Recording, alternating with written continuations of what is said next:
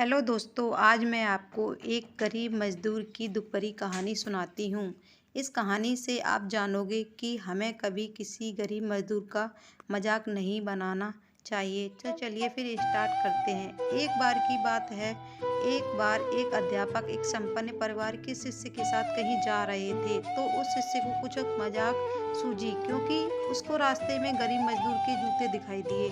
उसने अध्यापक से कहा, गुरुजी, अगर हम इन जूतों को छुपा दें तो कितना मज़ा आएगा।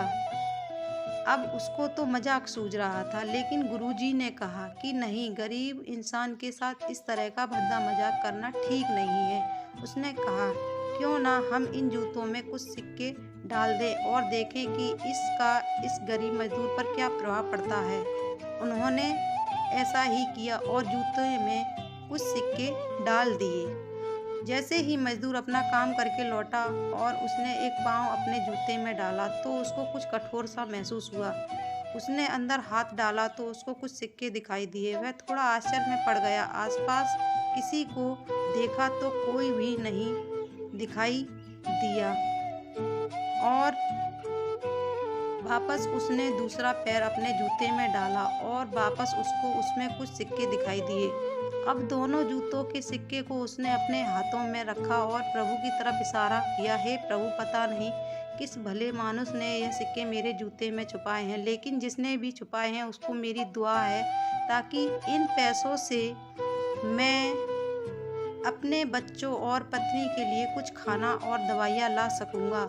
और इतना बोलकर वह चला गया। इस बात को शिष्य और अध्यापक दोनों सुन रहे थे। अब अध्यापक ने शिष्य से पूछा कि अब तुम मुझे बताओ कि तुम्हें कैसा महसूस हुआ, तुम्हारी पहले वाली मजाक या मेरा यह तरीका ठीक था।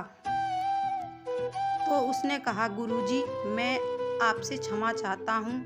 आप मुझे समझ आ गया है कि सच्ची खुशी किसी चीज़ में है।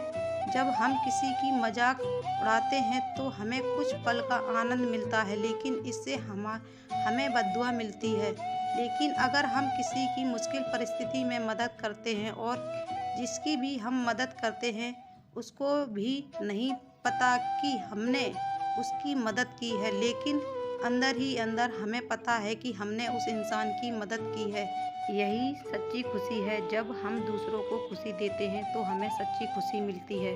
तो दोस्तों, हमें कभी भी किसी का मजाक नहीं बनाना चाहिए और दूसरों की मदद करनी चाहिए। अगर कहानी अच्छी लगी हो तो प्लीज़ चैनल को सब्सक्राइब कर लें और वीडियो को लाइक ज़रूर कर दें।